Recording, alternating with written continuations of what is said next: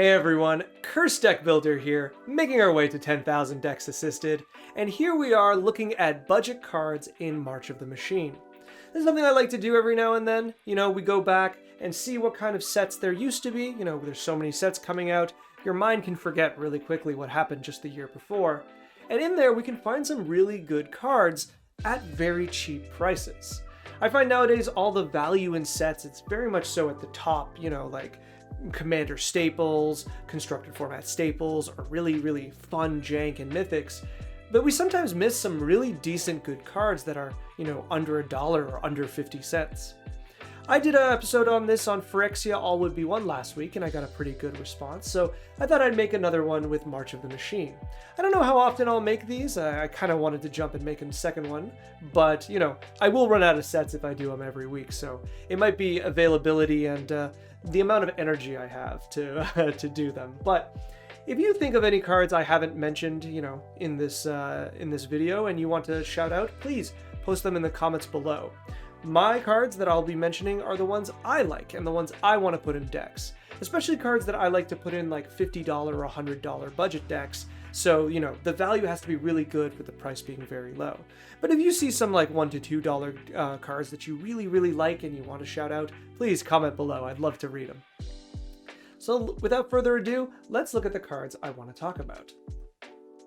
So the first one is Dusk Legion Duelist. I don't want to get too niche on certain archetypes. I like these cards being general because, if you're looking for a very niche kind of strategy, then you'll probably find these by yourself. But Dusk Legion Duelist is just very good in generically any +1/+1 counter synergy.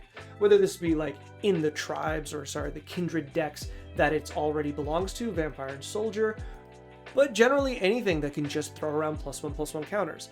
I play her in my Brina deck to much success because, my deck is not a +1/+1 counter deck, but having a +1/+1 generating commander allows Dusk Legion Duelist to be just like draw a card every turn. And I think that's rather good. And I think there are a lot of commanders that either directly or indirectly do this, so it's worth considering. Card draw in white is always something that's on my mind, and something like this that's really easy to trigger, and at 50 cents, I think is pretty good. I will note, I would definitely, depending on what kind of budget I'm working on, I think this should fit in almost any +1/+1 counter deck with white, but unless we're hitting really high power levels, this is a good card. Looking into blue, in the main set, Invasion of Segovia repeatedly just surprises me every time I see it. This is one of the battles I want to talk about, as battles were new in this set and very interesting.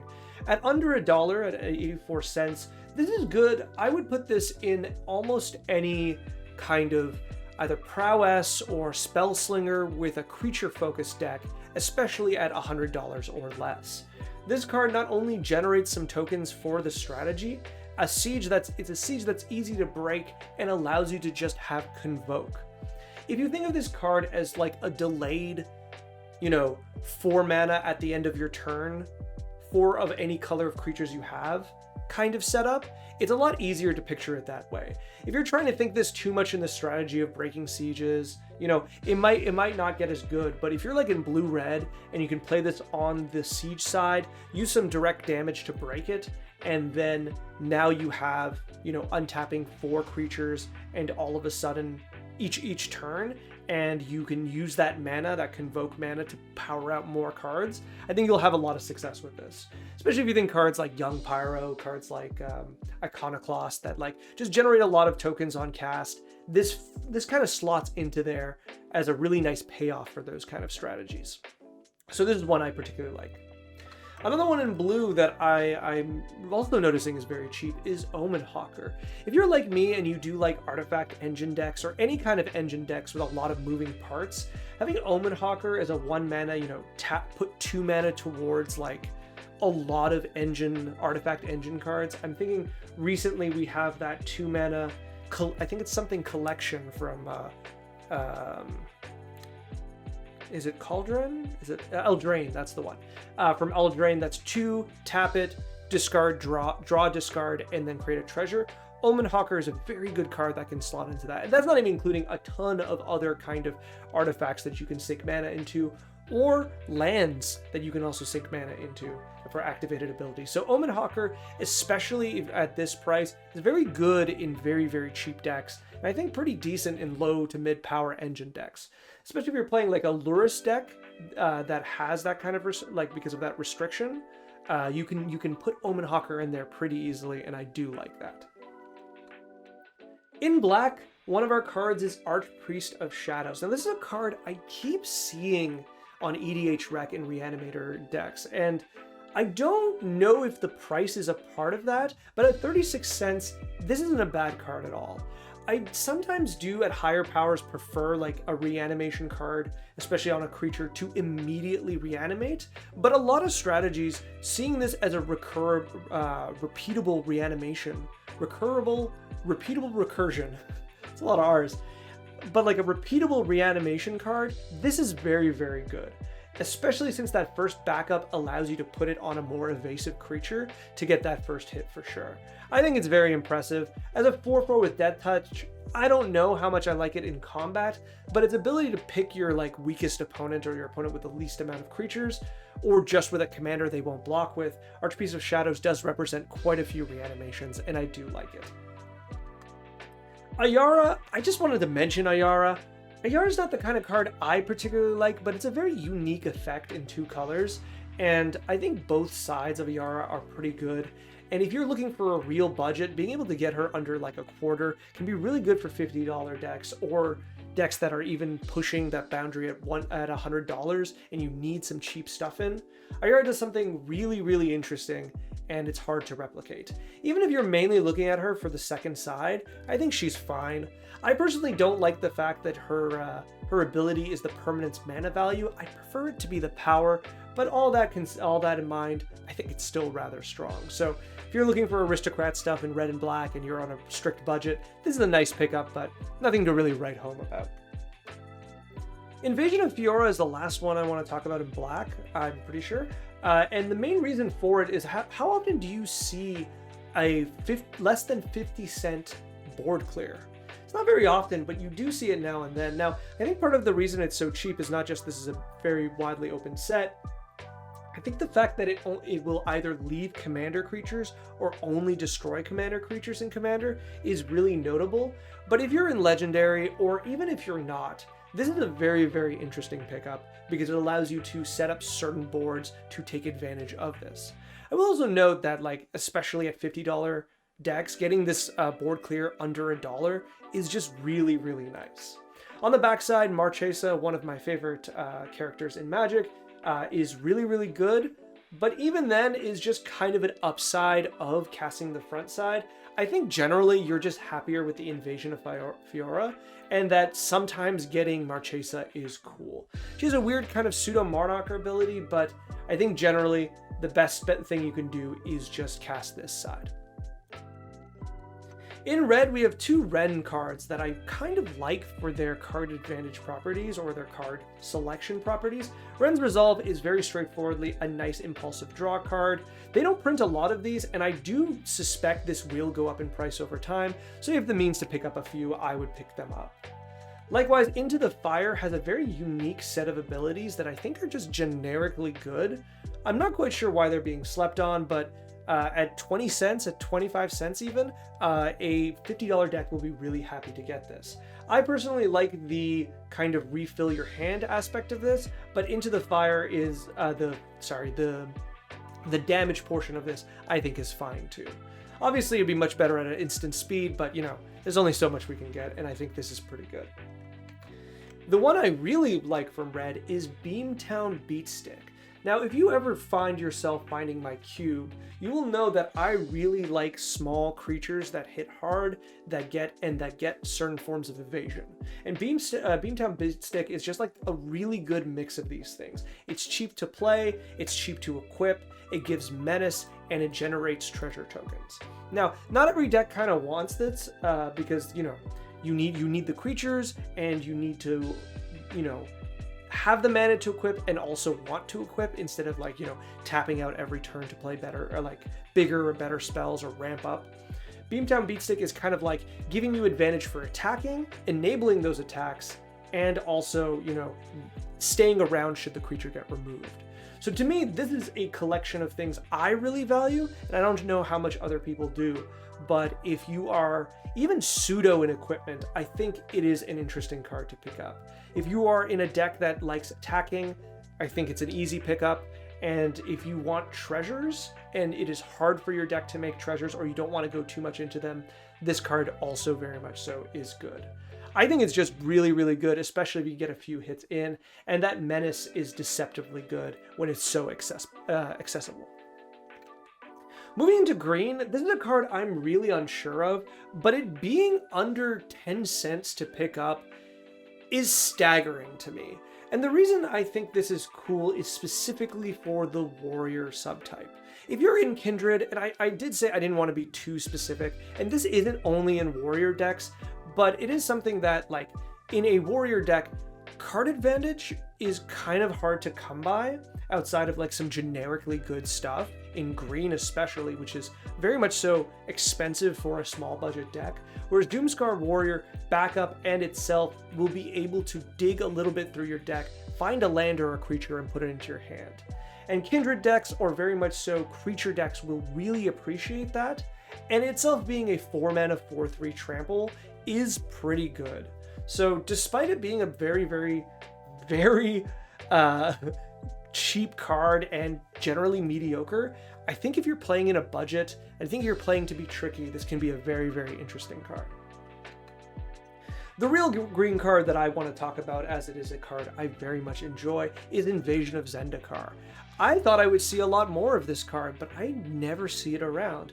I understand that I think people look at this and say, hey, as a siege, it's not like I don't want to try to break the siege. I'd rather just get a generic put 2 lands into play. But I think Invasion of Zendikar is very unique of being a permanent that does this. That means both blinking and recursion is a lot easier to do, especially blinking if you ask me. And then occasionally when you do flip it to Awakened Skyclave, you do get a 4/4 Vigilance Haste that taps for any color. It's not bad. I wish it was a little cheaper, but at under $1, it fits into at least easily into $100 decks or $50 decks. Regardless, I think this is a fun card, and if you can take advantage of it, you're going to be very, very happy with the results. Going into multicolor cards, there is one siege I wanted to talk about, Invasion of New Capena, and I really like this as a generic kind of Kindred Matters card in black and white. There's a lot of different kind of Kindred Matters cards you can kind of play around with, but Invasion of New Capena really gets me as having 2 different but powerful things for the deck. Now, you have to be in very specific colors, but from, you know, playing knights to playing humans to playing spirits to playing zombies, there's a lot of white-black decks, especially if you add more colors to it, that could use this. I really like that, especially when you go wide or with tokens. It is very easy to use this front half to sacrifice something to exile, you know, a artifact or creature, but on the backside, the Holy Frazzle Cannon is a ridiculously good card. The fact that it attacks and it doesn't just give +1/+1, it gives +1/+1 counters, is just very, very strong. And in Kindred decks, especially token Kindred decks, you're going to find it easy to break the siege, and you're going to get a lot of advantage out of this card. So I think this is very much so a powerful card that doesn't see a lot of play. We've seen a lot of recently kind of like removal plus cards. I think recently in Markov Manor, we had like a black-red removal case, I think. And these cards are just really, really good, but I think Invasion of New Capena is definitely one of the better ones. So with that in mind, I think this is a card, especially if you like Kindred, especially if you like tokens, you definitely should pick up because I think it's very, very strong. Moving into the commander cards from the commander part of the set, Mist Meadow Vanisher really catches my eye as an interesting card. I don't know if I would play it in like any blink deck, because you need to be able to make sure this doesn't die on attack, but especially at lower power, and especially, you know, at budget decks, this card being like 8 cents is very, very powerful for what you get. Especially if you can use other cards, like other blink cards, I'm thinking like Flicker Wisp and the like, to ensure that this can attack through an opponent with like no creatures, you're going to be very happy with the repeated value you're going to get from it. That's not even including its ability to blink out your opponent's creatures for the turn and ensure a good attack or shut off an ability during your turn. I think it's just overall really, really good. That's not even saying the fact that it isn't just creatures. You can use this to exile any non-token, non-land. So there's some ETB enchantments and artifacts that you could reuse. That being said, you could even use it on the... You could even use it on the battles that I was just saying. That's really interesting. I didn't even think of that. This is a really cool card, and the fact that it's 8 cents is dumb. It's very, very dumb. If you are in any kind of strategy like Blink and you're trying to do under $50, I think this is very much so a great card. And it being in hybrid mana and 3/2, this is just really, really good. I'm very impressed by this card. Another one for Kindred decks, Conjurer's Mantle is really, really interesting to me. I think I like it for the same reason. I both like the green Human Warrior and I like that white card at the start, the Duelist, is that one, it's card advantage in our color in white, which is very good, but two, it really helps, you know, like Kindred decks that just don't have the means to get good card advantage. White-red comes to mind. You can even go white-black with something like this. Humans, anything. Just its ability to put very relevant abilities onto a creature and dig 6. 6 is very deep. 6 is very deep, and in Kindred, you have a very, very high chance of getting a hit. So I really like it. I think it's very interesting. Obviously, in Equipment Matters decks, it's good, but not as good as in Kindred decks, so be careful with this card. But once again, thinking of warriors, thinking of soldiers, thinking of like, not so much the creature's racial type, if that makes sense, but their occupation type, I think this is really, really interesting. And I think it represents a card you don't see very, very often. So at under $1, I think this is a pretty good card for repeated card advantage, and I think it's pretty good. Not very exciting, but pretty good. Filigree Vector is going to be the only card that I want to talk about that's over $1. That's hitting the number that I think is blasphemous, but I wanted to mention this because this is a card I really, really like. Whenever this card comes up, I just want to take a moment to point out just how powerful it is. I don't know if these commander decks were just very much so opened, or must be the set boosters were opened a lot, that these cards are just so cheap. But Filigree Vector is just a phenomenal card. It just represents such power. And in the long run, I cannot imagine this always stays at $1. Maybe it will, maybe I'm wrong, but it is a card I really, really like playing with. It works in so many strategies, +1/+1 counters, Blink, Artifact Aristocrats, artifacts in general, charge counters, proliferate, just so many things. You can even just play it in a Phyrexian deck and be very, very happy. This card is just such a linchpin as a good card in so many strategies that it's just very stupefying to me that it's $1. I think maybe it's just because the decks have so many very, very expensive cards that it just drives down the prices of all of the others. So for me, this will always be a card that I will pick up if I see one just laying around, and I recommend the same to you guys. And I think this is our last card. I think it's very notable. I looked through the March of the Machine Commanders, and I only came out with white cards. And not to say there aren't good cards, it's just a lot of them are very expensive or very, very niche, and I didn't think they were good enough. There's like that Black Titan that incubates too. It's supposed to be something like the Zombie Titan, and I really, really don't like that. So there's some cards that other people will like, but for me it's too much. But Vulpine Harvester really caught my eye. I think this was a card I really kind of didn't pay attention to, and I think a lot of people don't, because I read this line and I kind of turned my brain off, because I was like, well, Phyrexian Kindred is not a very good deck. It's not a very cohesive deck.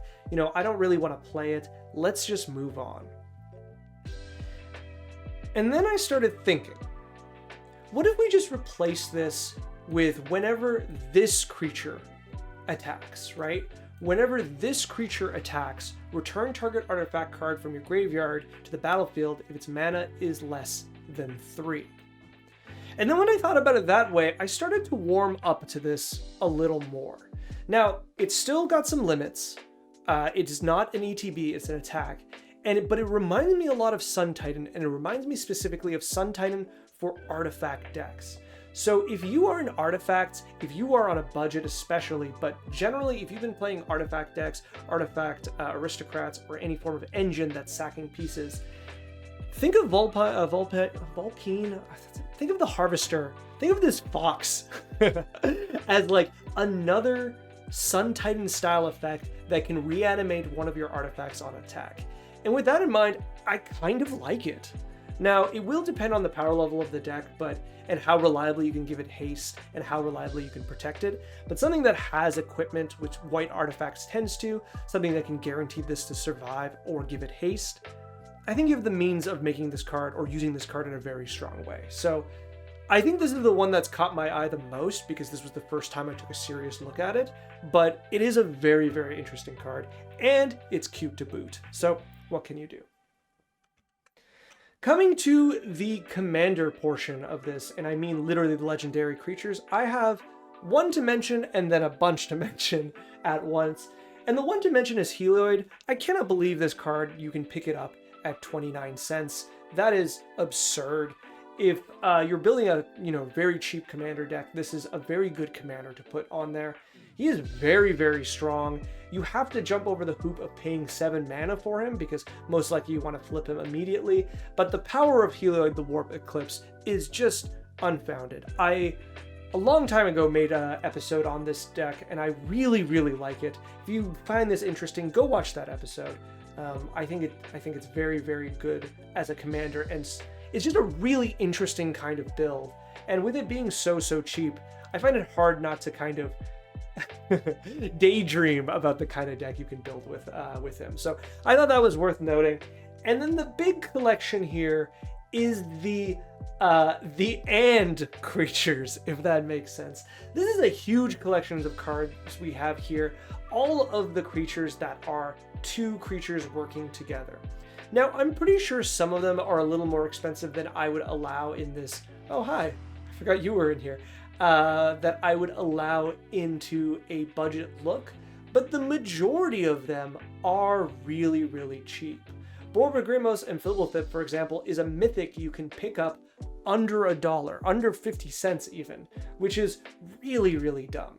Now, these creatures all are very, very specific, and obviously some of them definitely do have a bit of a cost to them, but if you were looking for a very unique and very, pointed commander, almost all of these guys do something really, really cool.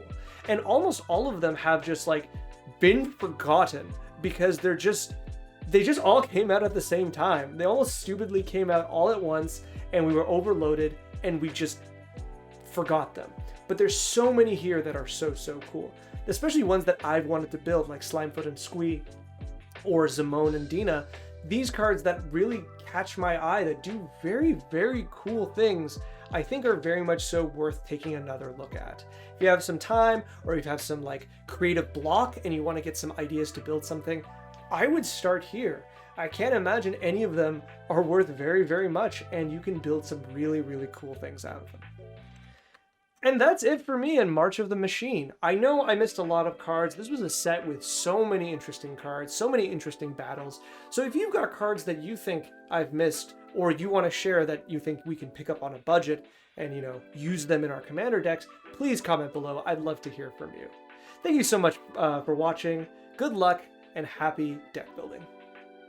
Thank you so much for watching. This video is brought to you by viewers like you and people on my Patreon.